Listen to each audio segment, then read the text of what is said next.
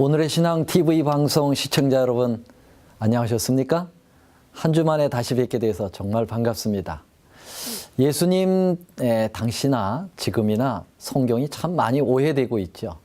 마태복음 22장 29절에 보면 예수께서 대답하여 가라사대 너희가 성경도 하나님의 능력도 알지 못하는 거로 오해하였도다 라고 말씀하십니다.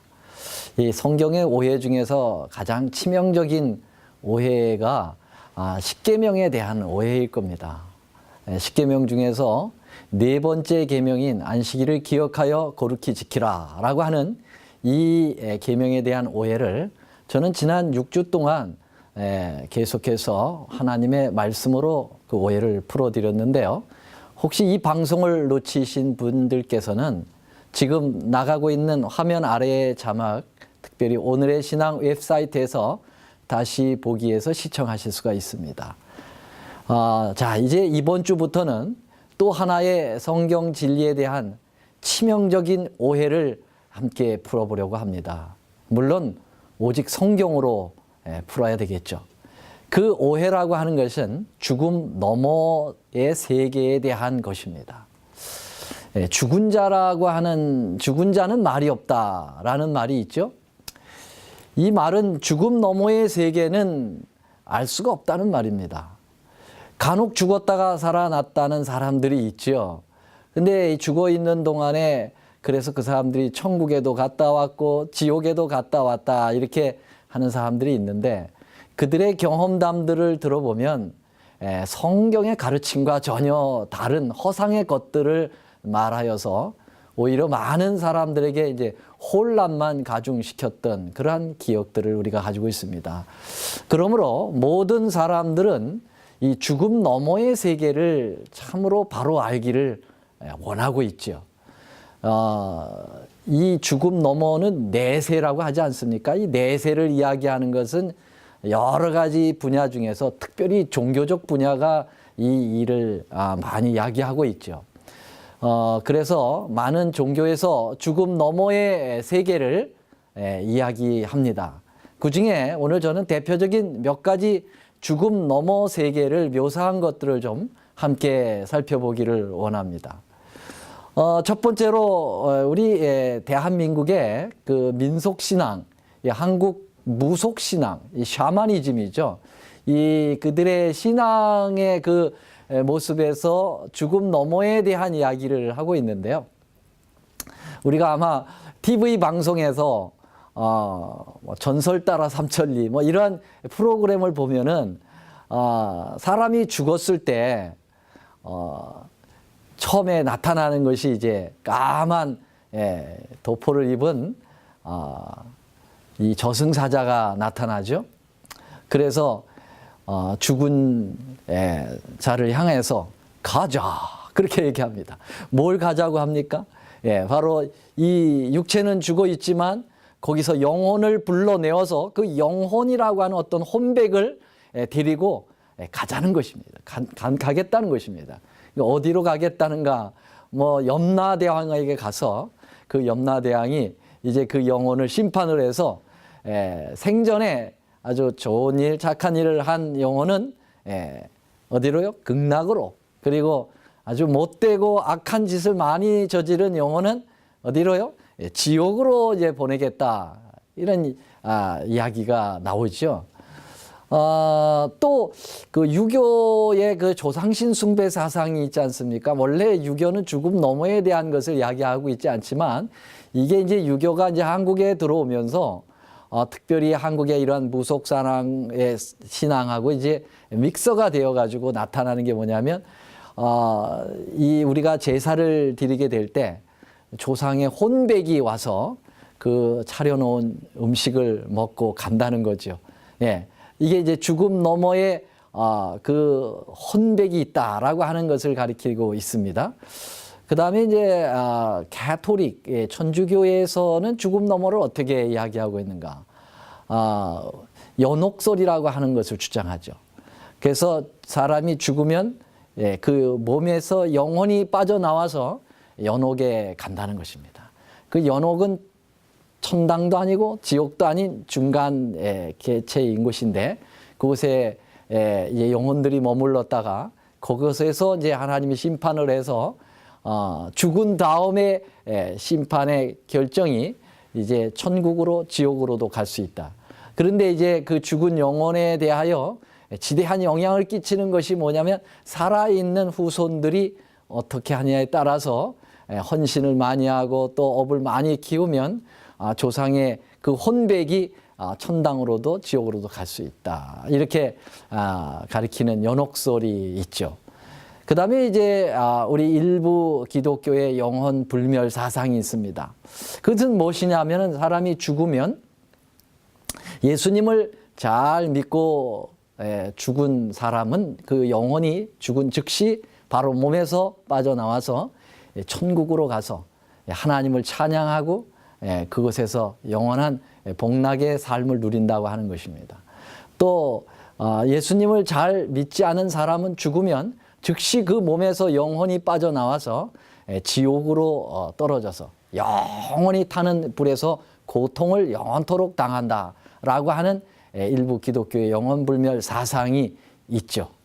자, 이 죽음 너머의 이야기들을 제가 몇 가지를 말씀을 드렸는데요. 이 공통점들이 있죠.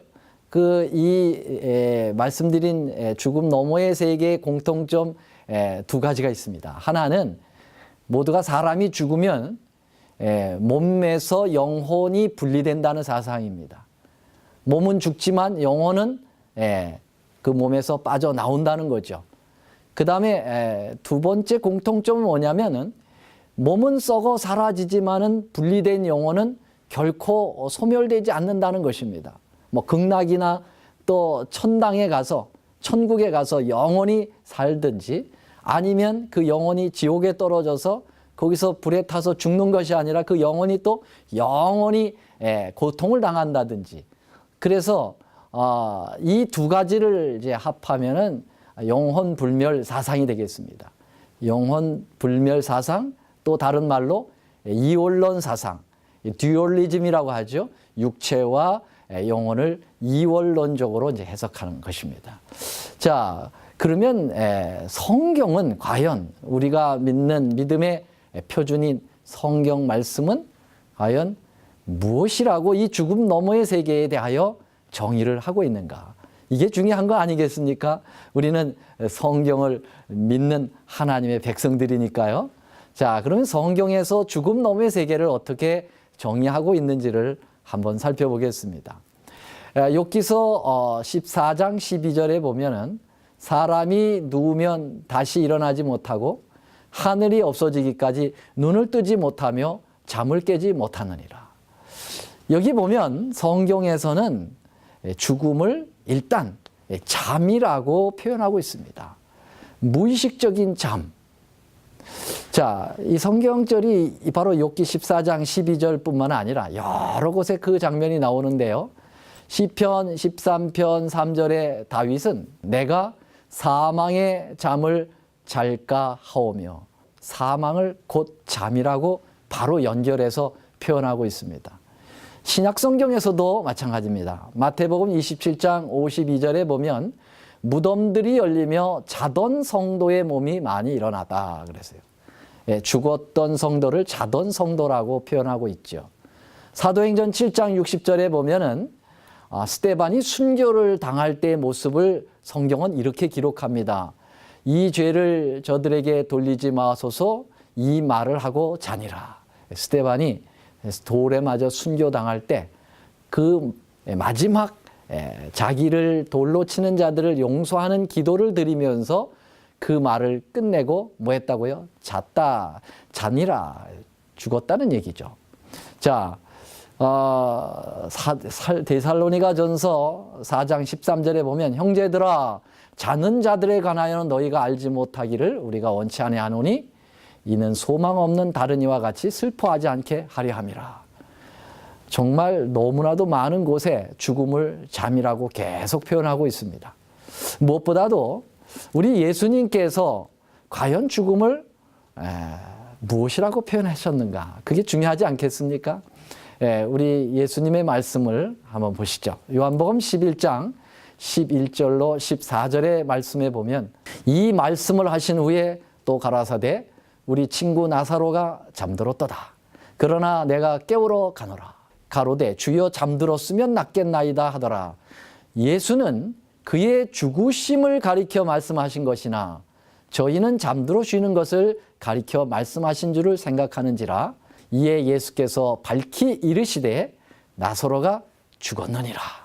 11절에서는 예수님께서 우리 친구 나사로가 잠들었다 그렇게 표현하고 14절에서는 나사로가 죽었다. 이 말은 뭡니까? 예수님도 죽음을 잠으로 표현했다고 하는 사실을 우리에게 보여주고 있죠. 그러면 성경은 왜 사람의 죽음을 잠으로 표현했을까요? 두 가지 죽음과 잠의 공통점이 있습니다. 자, 첫 번째 공통점은 사람이 죽는 것이나 자는 것이나 일단 잠들면 아무것도 모르는 것이라는 것입니다. 마찬가지로 사람이 호흡이 끊어져서 죽으면 결국은 아무것도 모른다는 얘기죠. 자, 이 도둑들이 언제 집에 들어옵니까? 한밤중에 들어옵니다. 왜요? 몰래 아무것도 모르는 사이에 와서 훔쳐가야 되니까. 그러면 그 한밤중에 아무것도 모르는 그 상태가 바로 뭡니까? 잠들어 있는 상태가 아닙니까? 한밤중에 모든 사람들이 잘 때 도둑이 와서 훔쳐가듯이. 여러분, 사람이 죽으면 아무것도 모른다는 것입니다.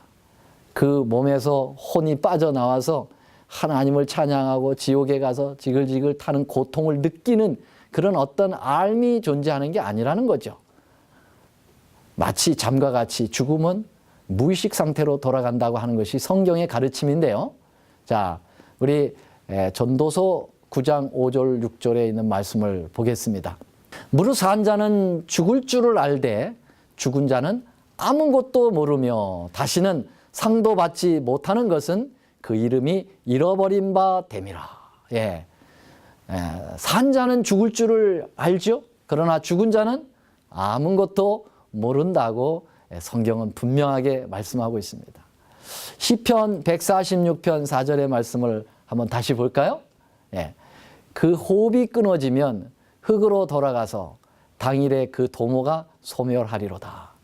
사람이 죽으면 그 몸에서 어떤 생각할 수 있는 혼백이 영혼이 나와서 천국이나 지옥에서 어떤 기능을 작용하는 것이 아니라 소멸하겠다, 없어지겠다는 것이죠. 일관적으로 성경은 계속해서 죽음 너머에 대한 분명히 무의식에 대해서 이야기합니다. 시편 115편 17절에도 보면 죽은 자가 여호와를 찬양하지 못하나니 적막한데 내려가는 아무도 못하리로다. 죽은 자가 여호와를 찬양하지 못한다고 이야기하고 있습니다. 자, 욥기서 14장 10절에도 사람은 죽으면 소멸되나니 그 기운이 끊어진 즉 그가 어디 있느냐. 역시 욥도 사람이 죽으면 소멸된다고 이야기하고 있습니다. 시편 104편 29절에는 주께서 낫을 숨기신 즉 저희가 떨고 주께서 저희 호흡을 취하신 즉 저희가 죽어 본 흙으로 돌아간다. 숨이 하나님으로부터 취하여져 가면은 몸은 흙으로 돌아가고 그 다음에 어떠한 그 다음 현상에 대해서 성경은 이야기하고 있지 않습니다. 이게 바로 죽음과 잠의 공통점이죠. 잠들면 아무것도 모르듯이 죽으면 무의식의 세계로 들어간다. 아무것도 모른다라고 하는 것입니다. 그러면 죽음과 잠의 두 번째 공통점은 뭡니까? 사람이 잠들면 언젠가는 깨어난다는 것이죠. 여러분, 사람이 피곤하고 지치면 어떻게 하려고 합니까? 빨리 잠들어서 내일 밝은 정신으로 다시 거뜬한 몸으로 일어나기를 원하죠.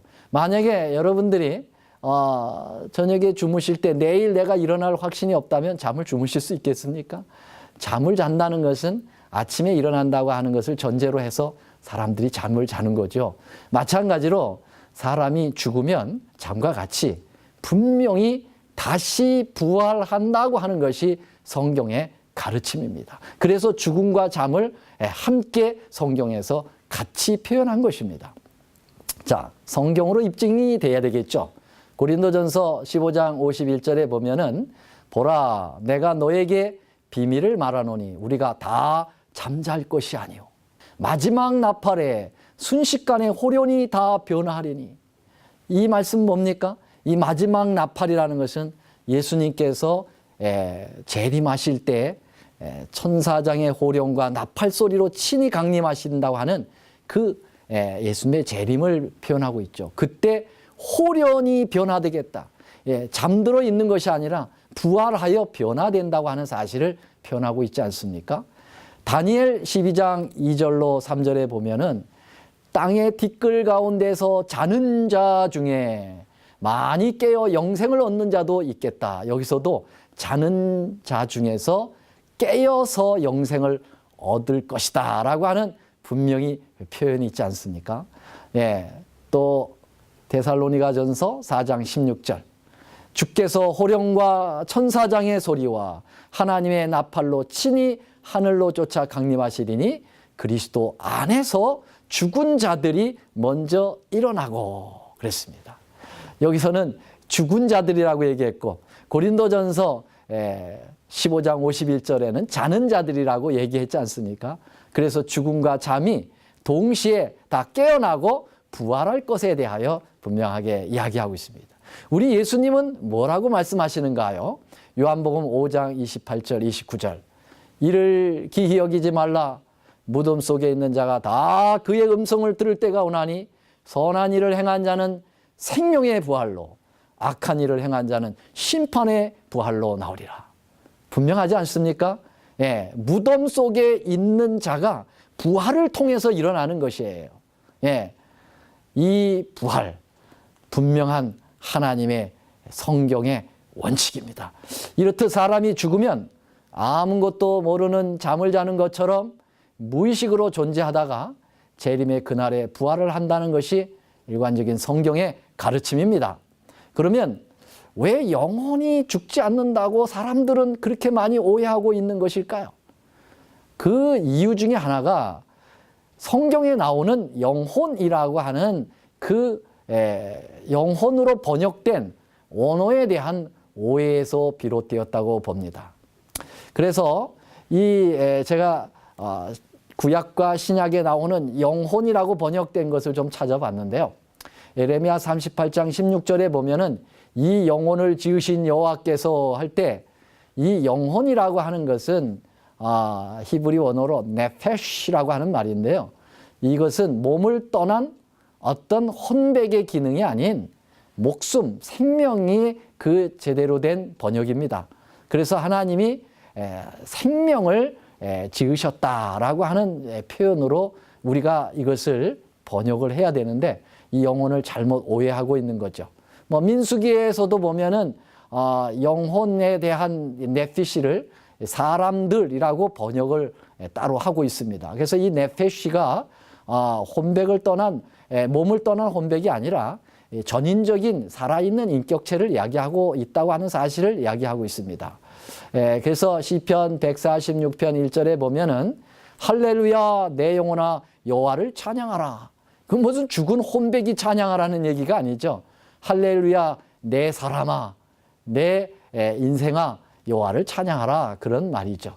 여러분 신약 성경으로 와서도요 마찬가지입니다. 누가복음 1장 46절에 보면 마리아가 수태고지를 받고 정말 하나님의 은총을 감사하여 이렇게 노래하죠. 마리아가 가로되 내 영혼이 주를 찬양하며, 여기 마리아가 죽어서 그 혼백이 찬양한다는 얘기가 아니죠. 내 영혼이 살아있는 자기 인격체가 하나님을 찬양한다. 여기서 나오는 영혼은 헬라어로 부시케라는 말인데요. 이것이 이제 구약 성경의 네피시가 신약 헬라어로 번역이 될 때는 이 푸시케로 번역이 돼서 같은 의미라고 보고 있습니다. 그 다음에 마태복음 27장 50절에 보면은 또 아주 혼란스러운 번역이 나와요. 예수님께서 십자가에 달려 돌아가실 때 영혼이 떠나시다. 봐라, 예수님이 주군이 돌아가시니까 그 몸에 있는 영혼이 몸을 떠나셨다 하는 거 아니냐. 근데 여기서 나오는 영혼은 푸시케가 아니라 이것은 푸뉴마입니다. 헬라어로. 이 푸뉴마는 숨, 호흡 이렇게 번역이 주로 돼 있어요. 그래서 이 마태복음 27장 50절에 나오는 공동 번역에 보면은 영혼이 떠나시다를 숨이 끊어지시다라고 번역을 하고 있습니다. 자, 영혼은 살아있는 인격체입니다. 그래서 영혼은 죽지 않는 불멸의 존재가 아니라 죽을 수 있는 존재라고 하는 것을 에스겔서 18장 4절로 4절하고 20절에 나와 있어요. 범죄하는 그 영혼은 죽을지라. 여기 영혼이 죽는다고 했지 않습니까? 여기 나오는 영혼이 바로 네피시란 말이죠. 범죄하는 사람은 죽는다 그 말입니다. 안 죽는 존재는 누구밖에 없는가? 디모데전서 6장 16절에 보면 오직 그에게만 죽지 아니함이 있겠고 그가 누구십니까? 하나님. 하나님만 죽지 않는 존재입니다. 그러므로 사람이 이제 죽어 영혼이 몸에서 빠져나와 영혼이 죽지 않는다고 가리키면 모든 사람을 하나님으로 만들어버리는 그런 아주 우스꽝스러운 해석이 되는 것입니다. 모든 범죄한 영혼은 죽습니다. 사람은 죽는다는 것이죠. 자, 성경은 어느 곳에서도 사람이 혹은 그 영혼이나 영이 천성적으로 불멸의 특성이나 상태를 지니고 있는 것으로 묘사하지 않고 있습니다. 일반적으로 영혼, 네피시, 그리고 영, 루하흐라고 하는 말이 성경에서 1600번이나 사용되고 있지만은 불사 혹은 불멸이라는 날만과 관련된 것은 한 번도 있지 않습니다. 그래서 전도서 12장 7절에도 보면 흙은 여전히 땅으로 돌아가고 신은 그 주신 하나님께로 돌아가기 전에 기억하라. 여기 할 때 흙은 몸이죠. 돌아가고 신을 잘못 해석을 해서 그것이 영혼이라고 생각해서 하나님께로 올라간다 이렇게 번역을 잘못하고 있죠. 여기 신이라고 번역된 것이 루아흐인데 이것을 공동 번역에서는 숨이라고 이야기하고 있어요. 공동 번역을 다시 한번 읽어드릴까요? 티끌로 된 몸은 땅에서 왔으니 땅으로 돌아가고 숨은 하나님께 받은 것이 니 하나님께로 돌아가리라. 분명하지요. 사람이 죽으면 죽음 너머에는 어떤 의식의 세계 그리고 몸과 영혼이 구별되어 분리되는 것은 성경에서 전혀 언급이 없습니다. 자, 죽음 너머의 세계를 정확히 알려면 인간의 창조 공식을 잘 연구해 보면은 잘 알 수 있습니다. 하나님께서 성경 말씀에 잘 표현해 놓으셨죠. 우리 창세기 2장 7절에 보면 여호와 하나님이 흙으로 사람을 지으시고 생기를 그 코에 불어넣으시니 사람이 생명이 된지라 그랬거든요. 그래서 사람 만들어진 공식을 한번 표기해 보면 흙 플러스 생기는 생명입니다. 흙은 몸을 구성하고 생기는 어떤 생각할 수 있는 혼백을 불어넣은 게 아니라 그냥 글자 그대로 살 수 있는 기운이죠. 호흡, 네쉐마라고 하는 호흡을 불어넣으신 거예요. 그래서 흙과 생기가 만나니까 이제 네피시라고 하는 전인적 사람이 된 것이죠. 그러면 여러분 이것을 거꾸로 한번 생각해 보세요. 생명, 사람에서 생기, 호흡을 빼면 어떻게 될까? 그것은 몸, 흙이 남는 거예요. 그 다음에는 아무것도 남는 게 없어요. 이것은 마치 전구 플러스 전기담화가 빛을 발하죠. 그런데 이 빛에서 전기를 빼면은 빛은 어디로 다른 데로 옮겨가는 것이 아니라 없어지죠. 빛이 바로 전기에서 코드가 뽑히는 순간 소멸되는 것처럼 우리 영혼도 그렇다는 것입니다. 여러분, 부활이라고 하는 것을 많이 기독교에서는 강조합니다. 부활을 강조하려면 죽음을 전제로 해야 합니다. 죽지도 않는데 어떻게 부활이 있을 수 있겠습니까? 그래서 유명한 종교개혁자이면서 순교자인 틴데일, 영어로 성경을 번역한 유명하신 분이죠. 이 틴데일이 이런 말을 했습니다. 죽은 자들의 영혼을 천국이나 지옥 또는 연옥으로 보낸다는 이야기는 그리스도와 바울이 증명하였던 부활의 논증을 파괴하는 것입니다. 그러나 참된 믿음은 부활에 두고 있으니 이교 철학자들은 이를 부인하고 영원히 산다고 합니다. 만약 영혼이 죽은 즉시 하늘에 간다면 내게 말해 주시오. 도대체 부활이 있을 까닭이 어디에 있는가를 부활과 영혼 분별을 동시에 믿을 수 없습니다. 여러분, 저는 이 말씀에 아주 전적으로 동의합니다. 예. 영혼 불멸을 믿으려면은 여러분 부활을 강조하면 안 됩니다. 부활을 강조하려면 영혼이 죽지 않는다고 하는 것을 강조하면 안 됩니다. 서로 모순되는 것이죠. 종교개혁자 말틴 루터도 이렇게 얘기했습니다. 영혼은 몸이 죽을 때 소멸되며 하나님께서는 이후 몸과 함께 부활시킨다. 이제 결론을 말씀드리면서 성경은 영혼의 불멸을 한 곳에도 말하지 않고 오직 부활만을 강조하고 있습니다. 예수님께서 말씀하십니다. 요한복음 11장 25절 예수께서 가라사대 나는 부활이요 생명이니 나를 믿는 자는 죽어도 살리라. 여러분 얼마나 분명합니까? 부활을 성경은 강조하지 죽지 않은 영혼불멸을 절대로 강조하지 않는다고 하는 사실 우리는 여러 곳에서 보지 않습니까? 여러분 계시록 20장 6절에는 이 첫째 부활에 참여하는 자들이 복이 있고 거룩하다 말씀하셨습니다. 다음 주에는 이 부분을 좀 더 자세하게 성경적으로 또 오해를 풀어드리도록 하겠습니다. 오늘은 여기까지 말씀드리겠습니다. 감사합니다. 은혜로운 시간 되셨습니까?